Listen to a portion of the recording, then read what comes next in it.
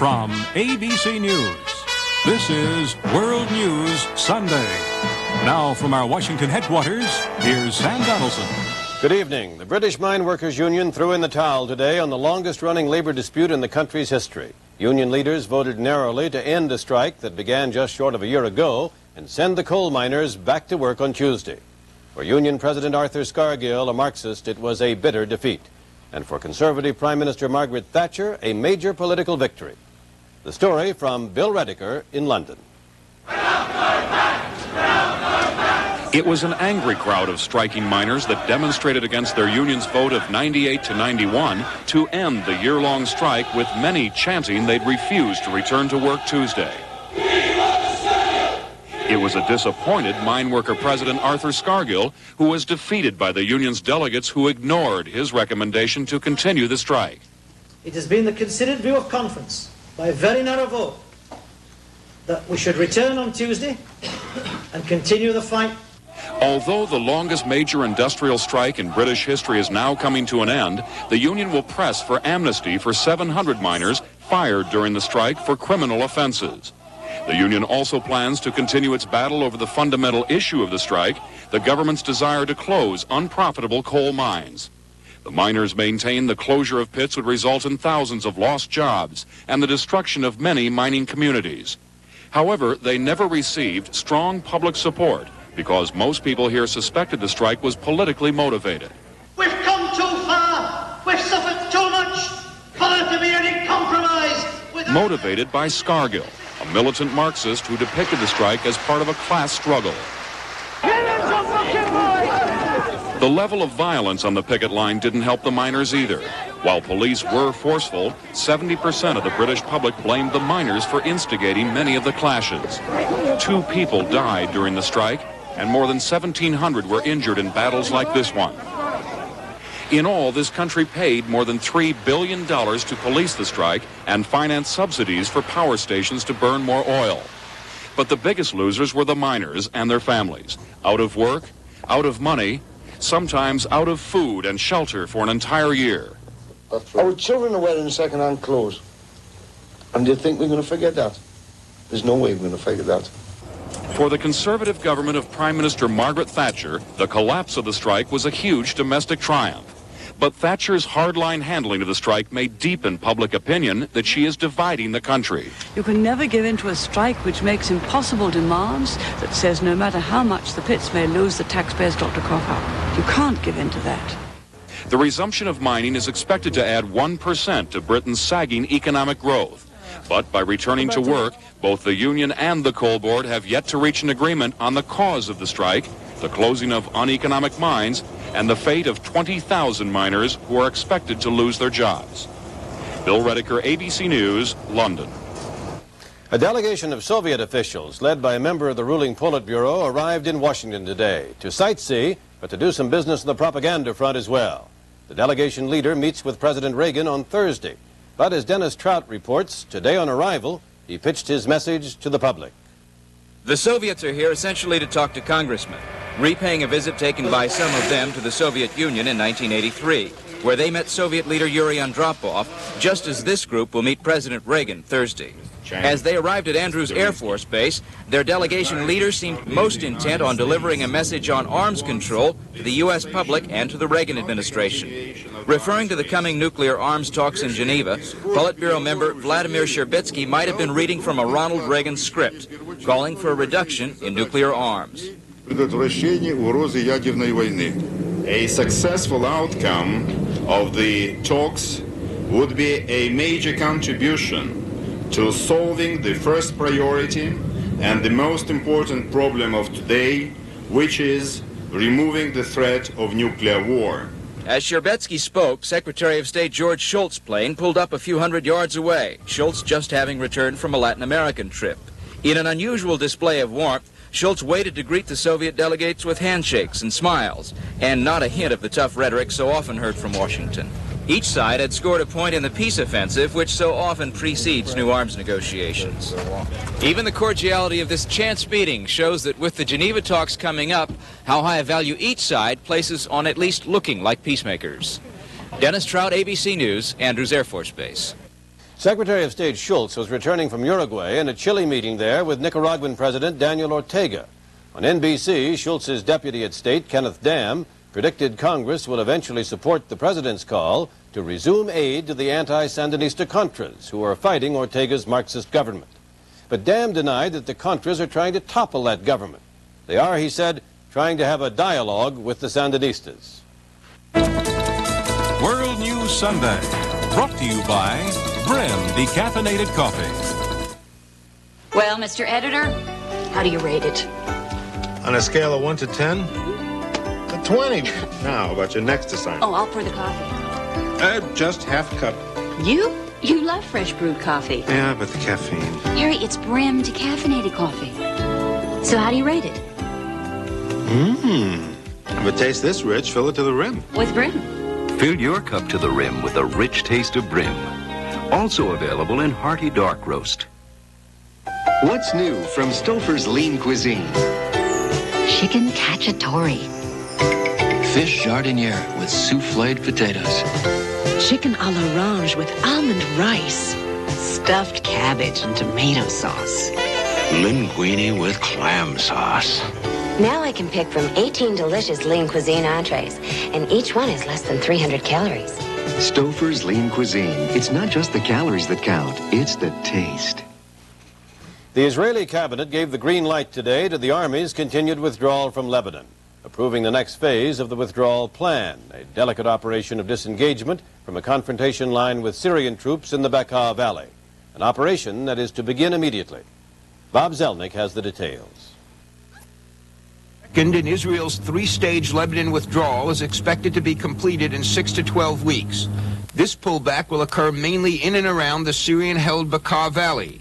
It will involve the abandonment of several key high points, including the intelligence fortress atop Jabal Baruch.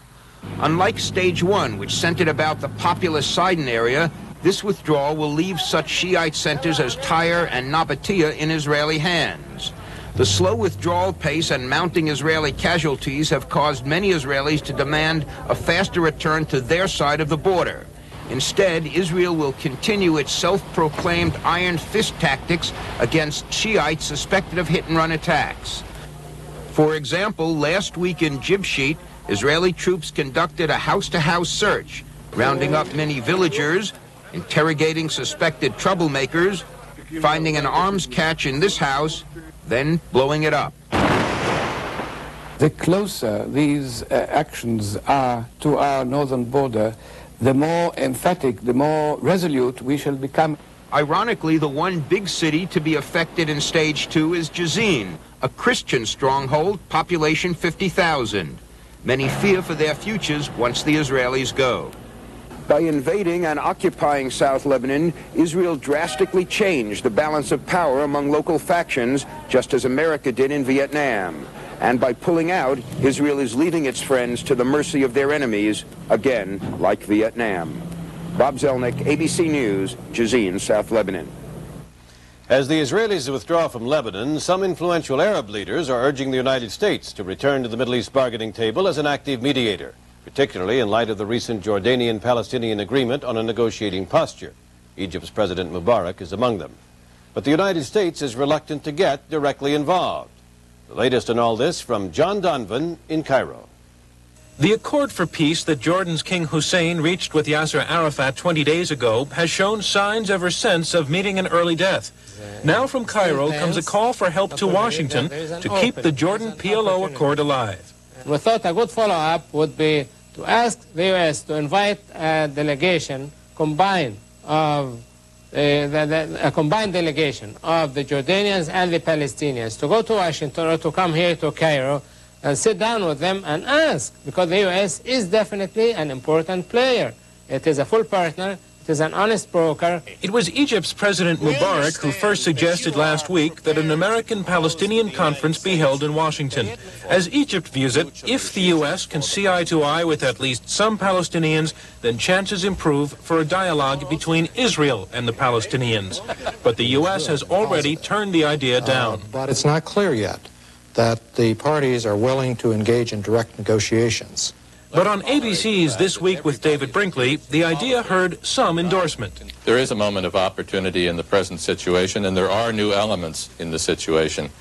They're very important elements.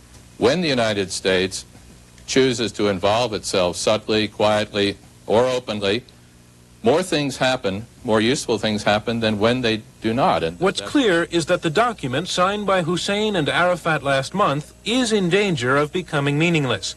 In it, they agreed to be a team in any future peace talks with Israel. But strains are showing already in the Jordan-PLO relationship, mostly because not everyone in the PLO trusts King Hussein enough to be on the same team with him. But officials here in Cairo say those strains could be relaxed if the United States is willing to get involved, because then they say more Palestinians may believe that the peace process is worth joining. John Donvan, ABC News, Cairo. The peace was shattered again this weekend near Guadalajara, Mexico, the city where a U.S. drug enforcement agent was kidnapped earlier this month. 6 people died in a gun battle during a federal police raid on a ranch house suspected of harboring drug traffickers. The dead included a family of 5 and a federal officer. No information about the kidnapped American agent was discovered.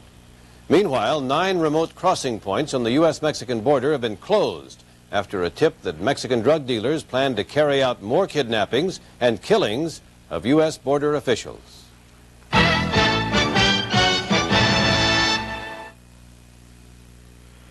During peak hours at New York's Kennedy Airport, a plane lands every couple of minutes.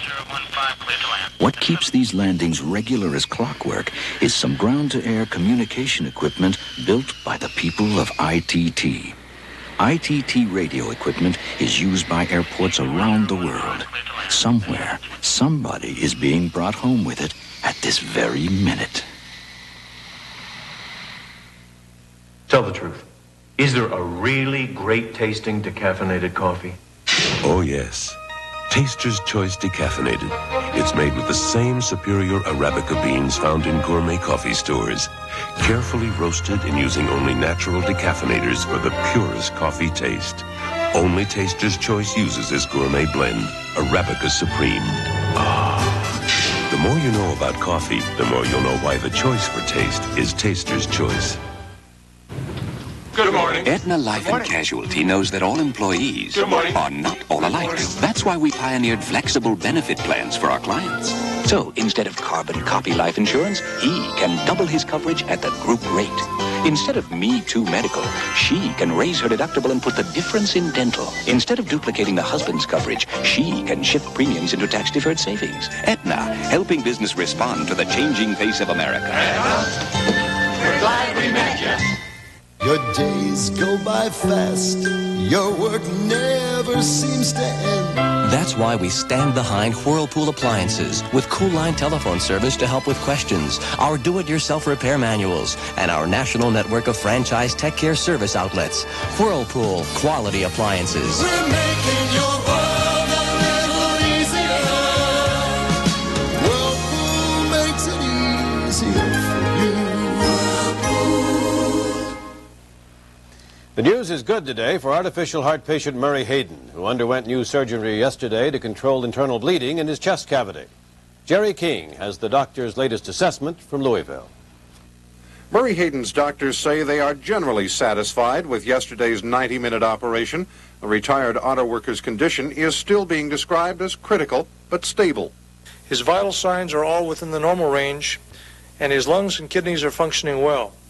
There is still some drainage from the chest cavity. This is to be expected with surgery patients who've had chest surgery. A small wound here in the right atrium had been bleeding and the blood had not been draining away. Yesterday's surgery was to close up the wound. The doctors say the amount of blood buildup is now decreasing gradually. The medical team called the blood seepage a complication, but not a major one.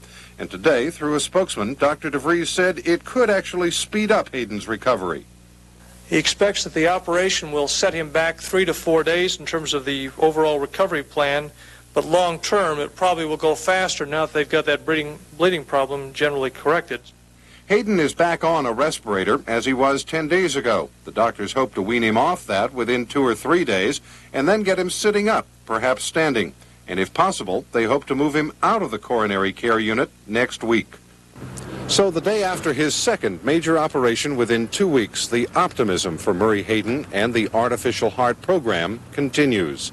Ironically, a human heart transplant, once considered a major achievement, was successfully conducted at this same hospital today.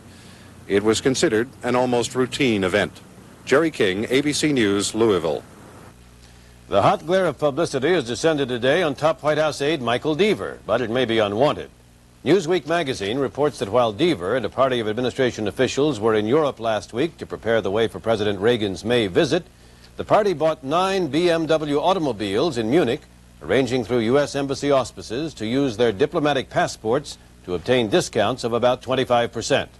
Newsweek says some White House staff members were outraged, but such special treatment was explained by Deaver as a traditional perk for those holding diplomatic passports. Coming up next, Dick Schaap in New York with today's sports news. Dick? Sam, Mary Lou Retton's back on the beam in more ways than one. That and a look at an even younger athlete, one who thinks oats are the breakfast of champions. After this.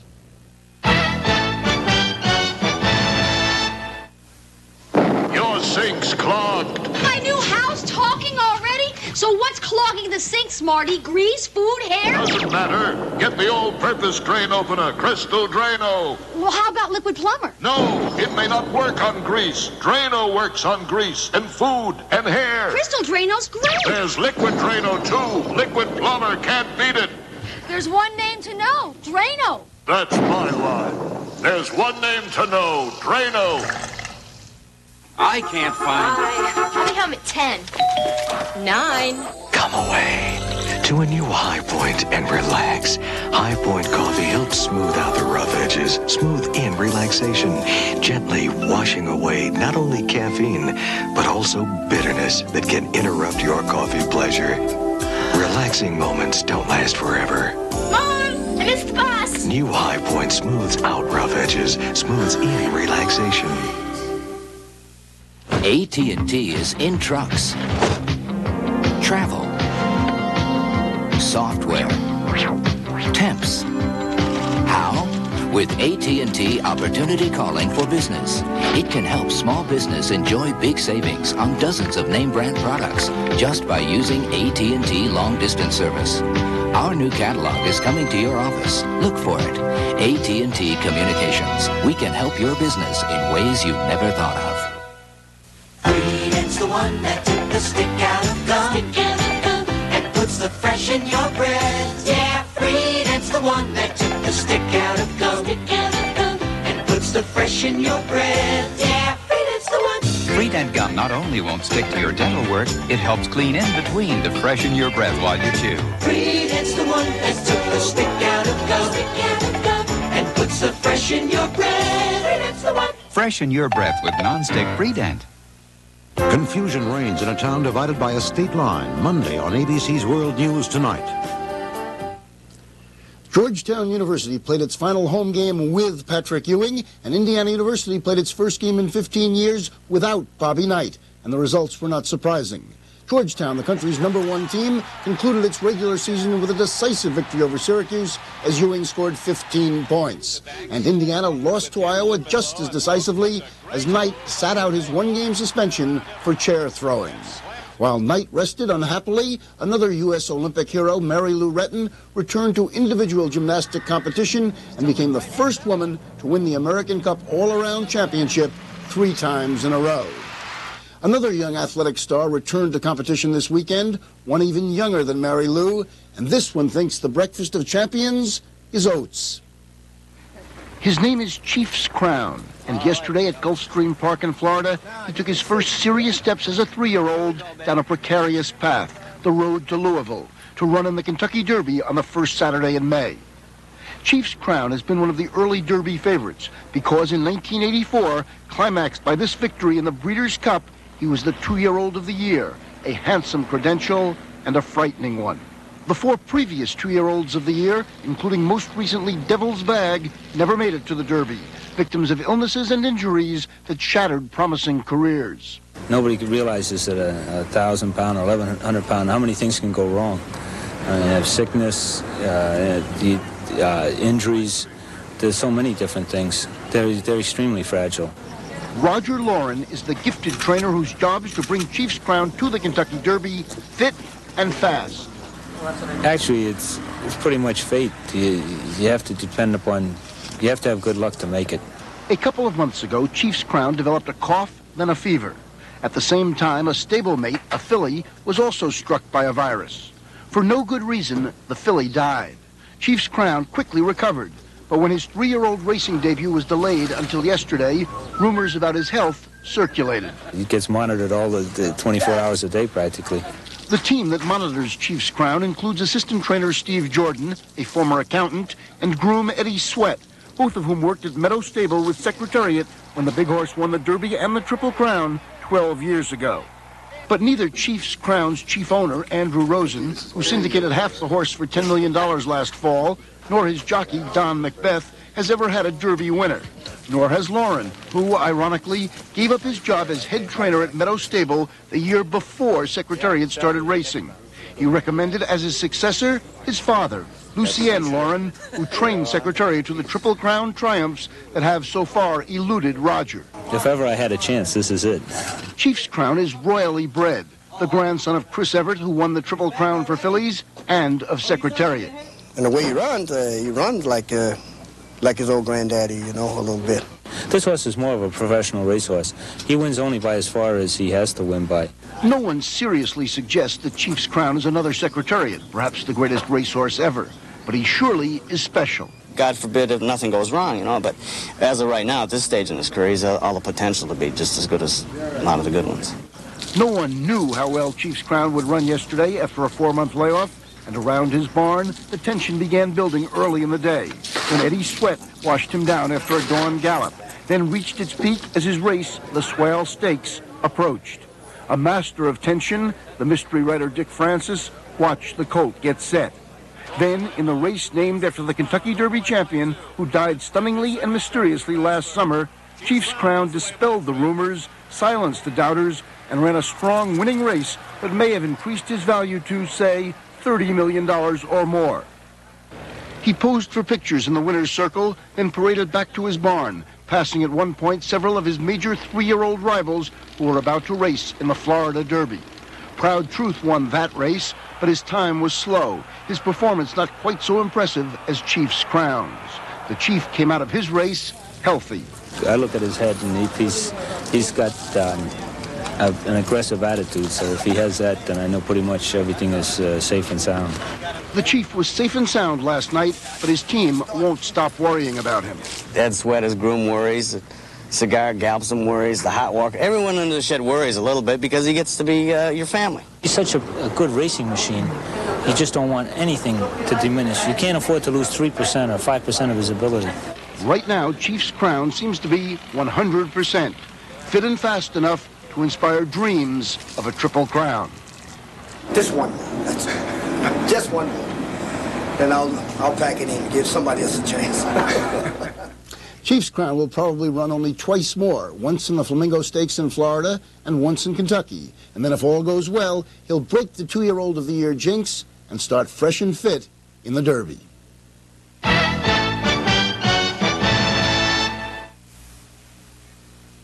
Chili burger, burn it! Nothing like lingering over a nice, lazy, leisurely lunch. And for that upset stomach trouble that can come from eating on the double, there's new chewable Alka-Mints from the fast relief people of Alka-Seltzer. It would take both a Tums and a Rolaids to get more strength than one Alka-Mints. No leading tablet works better. So, after your next relaxing meal, Ash and mash! There's new Alka-Mints. With a strength of 2, it's the one to chew. A day in the life of a Commodore 64.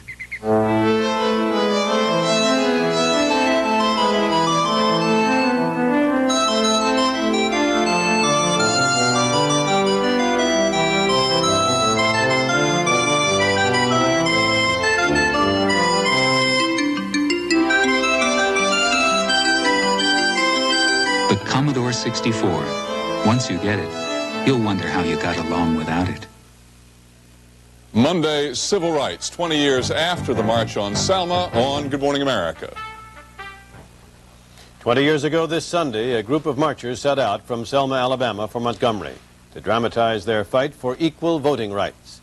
At the Edmund Pettus Bridge, the marchers ran into trouble, but it didn't stop them in the long run.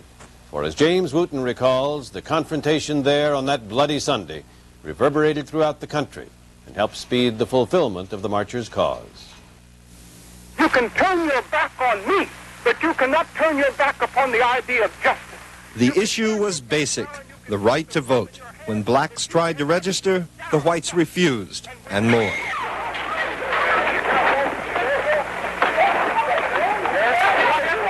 That's Sheriff Jim Clark, the ultimate symbol of an intransigent society challenged in Selma by Martin Luther King Jr.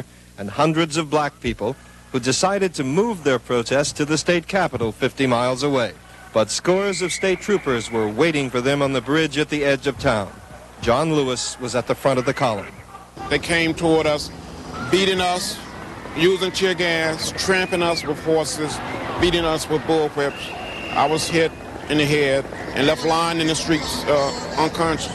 It was a day to remember, which is what many who marched on that bloody Sunday did today, returning to the little church where their journey had begun to celebrate its meaning and its impact. Selma tells me there were 400 black officials and now there are 6,000. When I get to the landmark, my soul rejoices at how far we've come. We come out of the church where God said the earth is mine. All my children have a right to an equitable portion of that earth. That's what we're marching about today. And finally, we're marching because everything has changed and nothing has changed. He's right. Selma isn't what it used to be. And yet, after 20 years, it's still a town with two separate communities, one white, one black. But Mayor Joe Smitherman, who was mayor back then as well, represents an important attitudinal change. But today, we recognize all Americans should have had the right to vote, and we were wrong then. Selma was not one of America's lovelier memories. It was, in fact, an ugly place, scarred by meanness and madness and murder. But it was also a place where, as President Johnson put it, fate and history came together to shape a society that would never again be the same after that Sunday. Within 6 months, the Voting Rights Act was signed into law, and a revolution began in the politics of the South. Blacks were voting.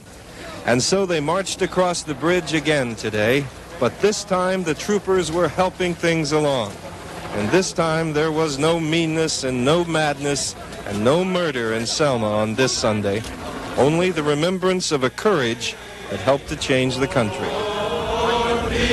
Jim Wooten, ABC News, Selma, Alabama. That's our report for tonight. Tom Jarrell will have more news later on the Weekend Report. I'm Sam Donaldson. For all of us here at ABC News, good night. World News Sunday is a presentation of ABC News. Meet Dave and Maddie. They've got a real thing for each other. Put that down. Whoa! It's a romantic comedy. Boy, certainly are a lot of unamused people down there. Moonlighting, premiering tonight at 9/8 Central. Gonna party like before. It's the Frenchies once more. Gonna stroll across the floor. Well, turn it loose with the silver bullet. Find it, grab it, pull it. Rock and roll with a cold Coors Light. Vapors heavy, the weight is fire. Silver bullet won't slow you down. Keep it light, party right. Well, turn it loose with the silver bullet. Coors Light Beer.